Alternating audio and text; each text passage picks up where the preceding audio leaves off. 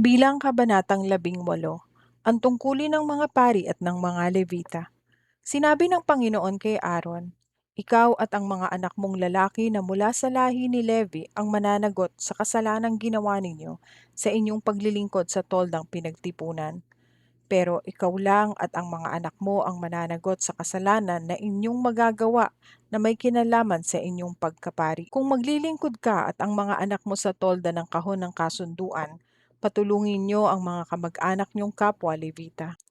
Magtatrabaho sila sa ilalim ng iyong pamamahala at gagawin nila ang lahat ng mga gawain sa tolda, pero hindi sila dapat humawak sa mga banal na kagamitan ng tolda o sa altar.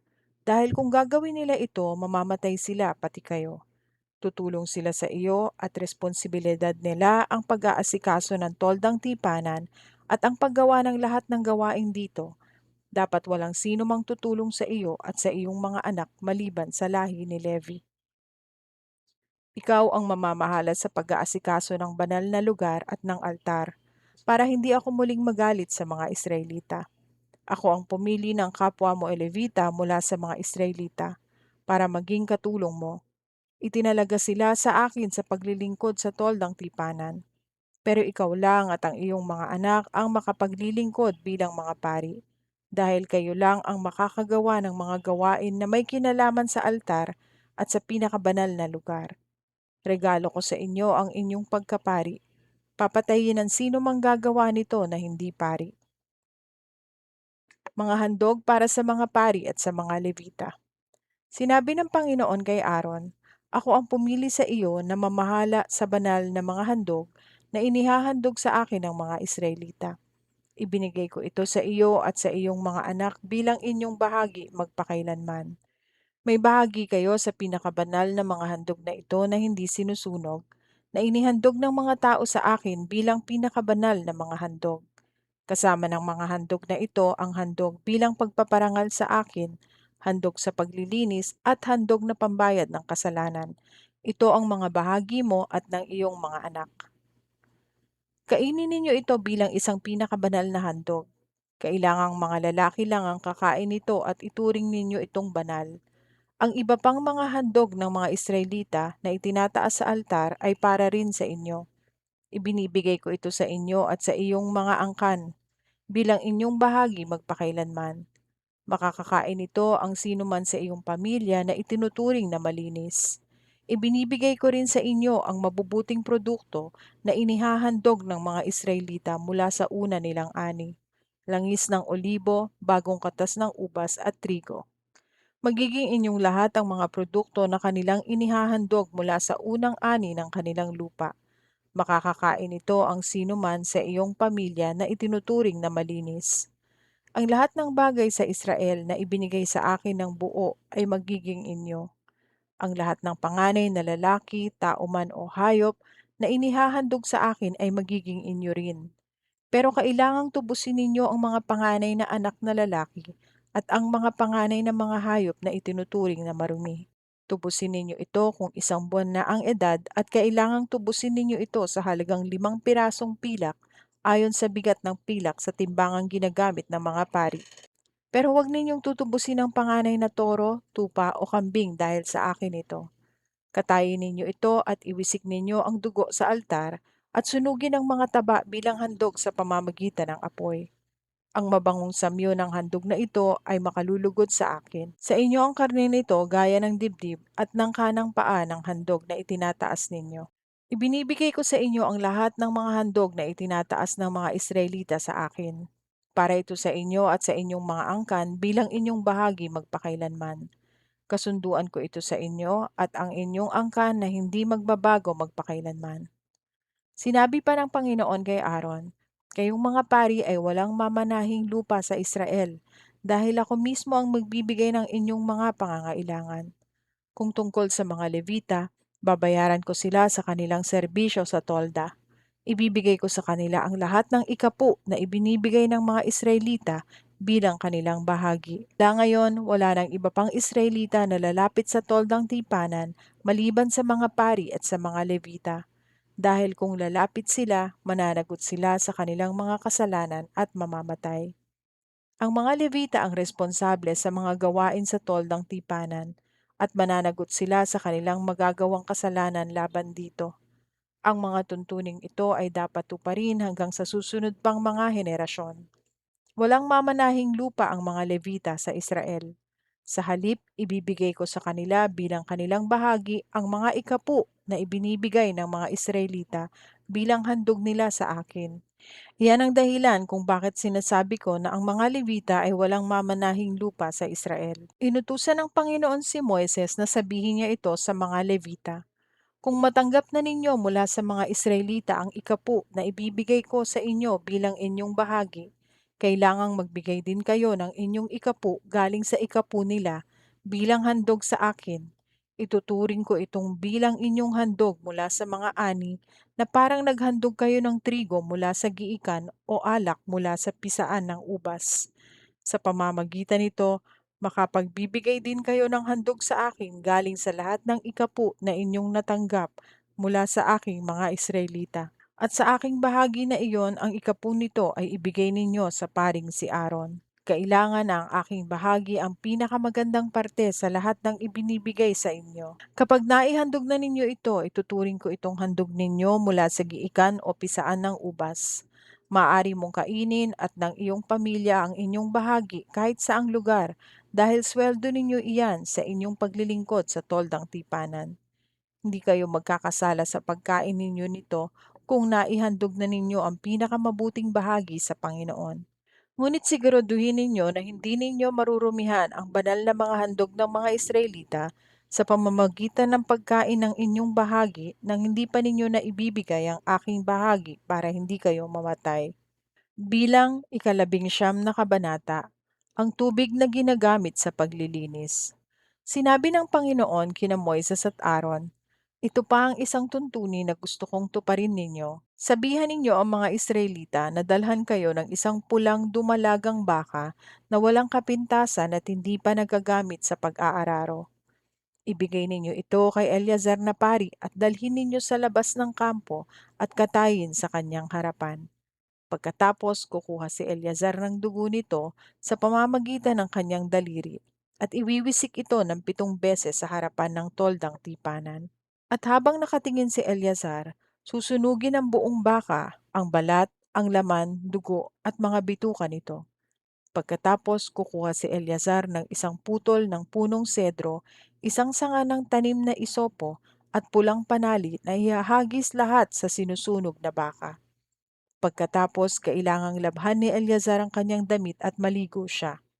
At pagkatapos makakapasok na siya sa kampo, pero ituturing siyang marumi hanggang hapon. Ang taong nagsunog ng baka ay kailangang maglaba rin ng kanyang damit at maligo, at ituturing din siyang marumi hanggang hapon. Ang taong itinuturing na malinis ang siyang kukuha ng abo ng baka, at ilalagay niya ito sa isang lugar na itinuturing na malinis sa labas ng kampo. Itatago ito pero gagamitin ng mamamayan ng Israel na panghalo sa tubig na gagamitin sa paglilinis. Ginagamit ang seremonyang ito para mawala ang kasalanan. Kailangang labhan ng taong kumuha ng abo ng baka ang kanyang damit at ituturin din siyang marumi hanggang sa hapon. Ang tuntuning ito ay dapat tuparin ng mga Israelita at dayuhan na naninirahang kasama ninyo magpakailanman. Ang sino mang hihipo sa bangkay ay ituturing na marumi sa loob ng 7 araw. Kailangang linisin niya ang kanyang sarili ng tubig na ginagamit sa paglilinis sa ikatlo at ikapitong araw. Pagkatapos, ituturing na siyang malinis. Pero kung hindi siya maglilinis sa ikatlo at ikapitong araw, hindi siya ituturing na malinis. Ang sino mang makakahipo sa bangkay na hindi naglinis ng kanyang sarili ay para na rin niyang dinungisan ang tolda ng Panginoon. Kailangang wag na ninyong ituring na kababayan ng taong iyon. Dahil hindi siya nawisikan ng tubig na ginagamit sa paglilinis, marumi pa rin siya. Ito ang tuntunin kung may taong mamamatay sa loob ng tolda. Ang sino mang pumasok sa tolda o kaya'y naroon na sa loob ng mamatay ang tao ay ituturing na marumi sa loob ng 7 araw. At ituturing din na marumi ang anumang mga lalagyan sa tolda na walang takip. Ituturing din na marumi sa loob ng 7 araw ang sino mang nasa labas ng kampo na nakahipo ng bangkay, pinatay man ito o namatay sa natural na paraan. Ganoon din sa nakahipo sa buto ng tao o nakahawak ng libingan. Upang mawala ang pagiging marumi, ilagay sa lalagyan ang ibang mga abo ng baka na inihahandog para sa paglilinis at pagkatapos dadagdagan ito ng tubig. Pagkatapos kukuha ang taong itinuturing na malinis ng isang sanga ng tanim na isopo at isasawsaw niya ito sa nasabing tubig at iwiwisik sa tolda na may namatay at sa lahat ng kagamitan dito at sa mga tao na nasa tolda. Wiwisikan din ang taong nakahipo ng buto ng tao o ng libingan o ang sino mang pinatay o namatay sa natural na kamatayan. Sa ikatlo at ikapitong araw, wiwisikan ng malinis na tao ang maruming tao. At sa ikapitong araw, kailangang labhan ng taong nilinisan ang kanyang damit at maligo siya. At sa gabing iyo'y ituturing na siyang malinis. Pero kung ang taong marumi ay hindi maglinis, huwag na siyang ituring na kababayan ninyo, dahil para na rin niyang dinungisan ang tolda ng Panginoon. At dahil hindi siya nawisikan ng tubig na ginagamit sa paglilinis, marumi pa rin siya. Ang tungtuning ito ay dapat nilang sundin magpakailanman. Ang taong nagbisik ng tubig na ginagamit sa paglilinis ay kailangang maglaba ng kanyang damit. At ang sino mang humipo ng tubig na ginagamit sa paglilinis ay ituturing na marumi hanggang hapon. Ang sino man o anuman na hahawak o hihipo sa maruming tao ay magiging marumi rin hanggang hapon. Bilang kabanatang 20, ang tubig na lumabas sa bato. Noong unang buwan, dumating ang buong mamamayan ng Israel sa ilang ng Zin at nagkampo sila sa Kadesh. Doon namatay si Miriam at inilibing. Walang tubig doon kaya nagtipon na naman ang mga tao laban kina Moises at Aaron. Nakipagtalo sila kay Moises at sinabi, "Mabuti pang namatay na lang kami kasama ng mga kababayan naming namatay noon sa presensya ng Panginoon. Bakit dinala mo kaming mga mamamayan ng Panginoon dito sa disyerto? Para ba mamatay kasama ng aming mga alagang hayop? Bakit ba pinalabas mo pa kami sa Ehipto at dinala kami rito sa walang kwentang lugar na kahit trigo, igos, ubas o pomegranata ay wala at walang tubig na mainom?" Kaya iniwan ni na Moises at Aaron ang mga mamamayan at nagpunta sila sa toldang tipanan at nagpatira pa sila para manalangin. Pagkatapos nagpakita sa kanila ang makapangyarihang presensya ng Panginoon. Sinabi ng Panginoon kay Moises, "Kunin mo ang iyong baston at tipunin ninyo ni Aaron ang buong mamamayan. At habang nakatingin sila, utusan mo ang bato na maglabas ng tubig at mula dito aagos ang tubig. Sa pamamagitan nito, mabibigyan ninyo ng tubig ang mamamayan para makainom sila at ang kanilang mga hayop." Kaya kinuha ni Moises ang baston sa presensya ng Panginoon doon sa may toldang tipanan, ayon sa iniutos ng Panginoon sa kanya. Pagkatapos, tinipon ni na Aaron ang buong mamamayan sa harapan ng bato at sinabi ni Moises sa kanila, "Makinig kayong mga suwail. Dapat ba namin kayong bigyan ng tubig mula sa batong ito?" Pagkatapos itinaas ni Moises ang kanyang baston, pinalo ng 2 beses ang bato at bumulwak ang tubig mula rito, at uminom ang mamamayan at ang kanilang mga hayop. Pero sinabi ng Panginoon kina Moises at Aaron, "Dahil sa hindi kayo naniwala sa akin, na ipapakita ko sa inyo ang aking kabanalan sa harap ng mga Israelita, hindi kayo ang mamumuno sa pagdadala ng mga mamamayang ito sa lupaing ibibigay ko sa kanila." Ang lugar na ito ay tinatawag na Meriba dahil nakipagtalo ang mga Israelita sa Panginoon sa lugar na ito, at dito rin ipinakita ng Panginoon ang kanyang kabanalan. Hindi pinayagan ng mga taga-Idom na dumaan ang mga Israelita. Habang naroon pa ang mga Israelita sa Kadesh, nagsugo si Moises ng mga mensahero sa hari ng Edom na nagsasabi, "Ito ang mensahe mula sa iyong kamag-anak, ang mamamayan ng Israel. Nalalaman mo ang lahat ng kahirapan na aming napagdaanan. Pumunta ang aming mga ninuno sa Ehipto at matagal silang nanirahan doon. Inapi kami at ang aming mga ninuno ng mga Ehipsyo. Pero humingi kami ng tulong sa Panginoon at pinakinggan niya kami at pinadalhan ng anghel na naglabas sa amin sa Ehipto. Ngayon, naririto kami sa Kadesh, ang bayan sa tabi ng iyong teritoryo. Kung maaari, payagan mo kaming dumaan sa inyong lupain. Hindi kami dadaan sa inyong mga bukid o ubasan o iinom sa inyong mga balon. Dadaan lang kami sa inyong pangunahing daan at hindi kami dadaan sa ibang mga daan hanggang sa makalabas kami sa inyong teritoryo. Pero ito ang sagot ng hari ng Edom. Huwag kayong dadaan dito sa amin. Kung dadaan kayo, sasalakayin namin kayo at papatayin. Sumagot ang mga Israelita, dadaan lang kami sa pangunahing daan, at kung makakainom kami at ang aming mga hayop ng inyong tubig, babayaran namin ito.